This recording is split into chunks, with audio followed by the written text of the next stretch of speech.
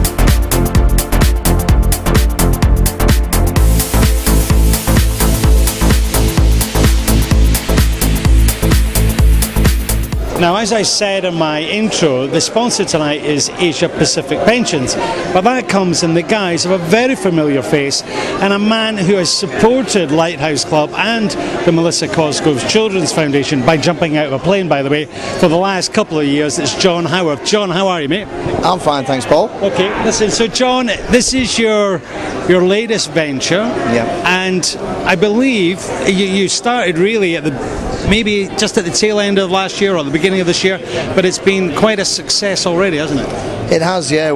The company was incorporated at the end of December. We started operating probably about the 9th of January, and we've got about 50 new clients now in 10 weeks or so, so very, very happy. All right. Now, what has been the focus in that last 10 weeks? Because it's to do with the sort of, I guess it's the tax year, is it? Not so much tax year. I mean, you know, we've been focusing on pension transfers, so people with UK pensions moving them overseas. And the state of the UK economy and the state of a lot of the world economies at the moment means that, you know, people's pensions are probably not as safe as they think, and there's probably never been a stronger case now to get your money out, take control of it, give a bit more freedom, sometimes release a little bit of cash earlier than, you know, instead of waiting until 65 we can give the cash at 55, so it's been a big market and people obviously want to liquidate funds, so that's really been the focus. So that's been the thrust of it. I mean, I think it wouldn't be unfair to use the word crisis, because that's the state of with the pensions, regarding pensions in the UK. I mean, and people they're so worried about the funding of their pension when they do come to retirement age. So that's why you're basically saying it's called what? QROPS is the acronym, right? Yeah, QROPS stands for a Qualifying Recognised Overseas Pension Schemes. The key words being qualifying and recognised means it qualifies and is recognised by the tax authorities in the UK. So everything is protected from that point of view. The rules change next week, 6th of April, and all that means is that the government are trying to extend the net a little bit longer for expats. They're trying to control the pension effectively, you know, beyond you leaving the UK for probably up to 10 years now. Previously it was 5 years.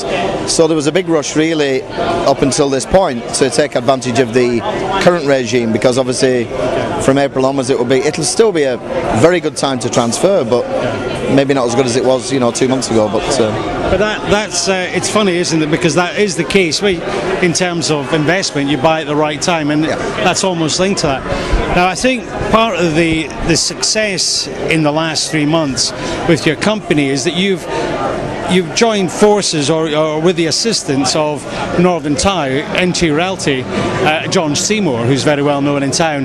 But the work isn't just here in Thailand, is it? No, I mean the company is established here in Thailand, and my office is in Jomtien, as you know.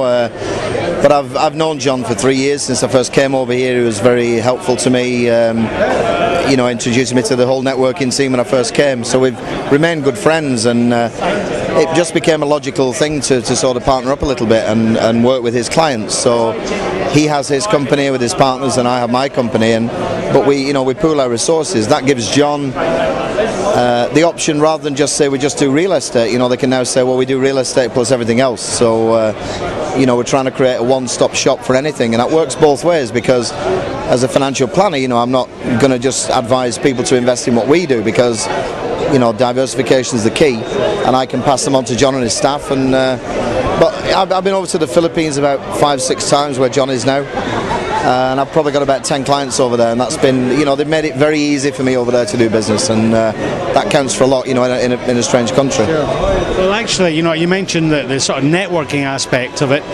It's something that I've noticed, especially in the last 4 or 5 months, the amount of people who are saying they've been across in the Philippines, and the amount of opportunities that there are there. Yeah, I think Angeles in particular, I can't speak for the rest of the Philippines, but Angeles City is undergoing massive growth. And you only, you know, on my first trip I could recognise that, and anybody who's there, you know, you don't, you know, business, whatever you're selling, is about supply and demand. And you've only to spend a couple of days in Angeles and you realise that, you know, there's a demand for real estate, there's a demand for good quality hotels, because there's not enough, you know. And the whole development around the Clark Air Base, which was the old military air base, is phenomenal. You know, I mean, the Emir of Kuwait was over there last week when I was there, because he is funding one of the companies that's helping develop this region. So I mean, they always say follow the smart money, you know, and I don't think these guys make too many mistakes. Absolutely. Okay, so tell me, as well as the focus has been on the pensions, where I mean, I'm sure there are many other aspects to the advice that you're giving clients in terms of, well, is it wealth management? Is it you know, obviously how to lower their tax, not their tax bill? What's the wording you would use? Well, the 3 areas that we cover are pension transfers, which we just mentioned, and also portfolio management, and also tax planning. And I think it all comes under the realms of financial planning, holistic financial planning, which is trying to look at a client's total situation and maximise it. And maximise means if they have paid too much tax in the UK, or they can claim some tax back from the UK, we can help to do that. You know, I recently secured a tax rebate for a guy in Maprachan, a client of mine, £36,000. He paid the tax in 2007. When I said I could get it back, he looked at me like I had 3 heads, you know. And I said, oh, by the way, there'll be interest as well. That'll cover my fees. And he was delighted. And but I think it's minimising taxes. It's looking at investments in general. You know, I mean, you put it in the bank, you get 1.5–2%. You know, inflation's at 4%. So there's probably never been a better need or a time for people to require qualified financial advice, and so it's a whole spectrum. And what the areas that I don't cover, like real estate, whatever, or wills, or specialist tax details, then I'll bring in the specialists as and when. So we act like a general practitioner, GP, you know. Okay. Now, John, you mentioned there about, you know, covering your fees. This is something that it's always been part of any investment planning and the way they're doing it. Now, I understand that at the end of this year, they're going to be, if you like, front-loaded. Yep. So when financial advisors or consultants go to see a customer, they're actually going to say to them, well, for me to come and see you, it's almost, you have to pay for that consultation. In your opinion, you're a man with a wealth of experience, and indeed the colleagues that you work with. You think this is the good thing? You think this is more of a honest and open policy, or do you think initially people are going to go, oh my God? Well, I left the UK 16 years ago, and the last 3 years before I left, I'd made the transition from commission only to a fee-based advisor. Okay. So the concept of fees and disclosure to clients is certainly not strange to me and my colleague Roland. Okay.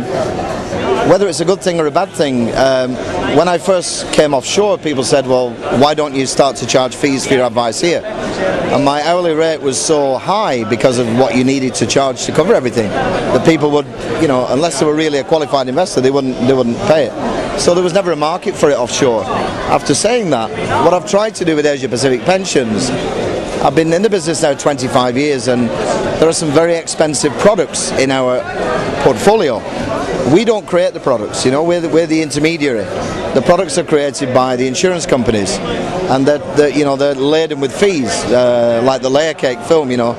And so what I'm trying to do now with Asia Pacific, and I'm almost there with it, is create a little bit of value, so that, you know, instead of people paying over the top for a portfolio, whether it's a pension portfolio or something else, we give value, but also be transparent with that, you know, and say, look, these are the fees, you know, because the gobbledygook from the pension company, from the life insurance companies is, you know, the fees are in there, I know they're in there, but you try and find them, you know. Yeah, exactly. So we're trying to be visible, transparent, and say, look, these are the fees, we want paying for our advice.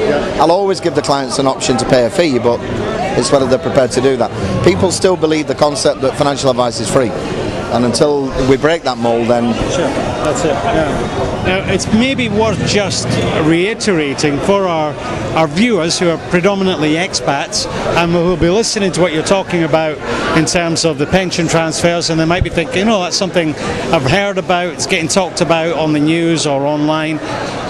But the other thing that's really worth pointing out to them is the inheritance tax issue, that even if all your estate is now here, if you still have a link to the UK, even that could be a golf membership or an old current account that's paying some old endowment policy, you can still, in the eyes of the British government, and your demise, you can still be regarded as a British national, correct?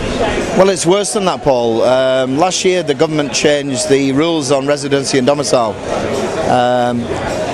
For as long as I've been in the business, it used to be a very simple 3 months or 6 months, and there was a testing as to whether you were deemed resident or non-resident. But that's never affected the inheritance tax situation. Inheritance tax is more about domicile, and you don't even need the links you've talked about, or how they now try and link you for residency. Domicile is the relevant factor for inheritance tax, and domicile is determined by the colour of your passport. So people come over here, I've had meetings with people here, and the number of times I've heard, have you got assets, you know, they may be wealthy over here, and they've got assets worth maybe 2 million,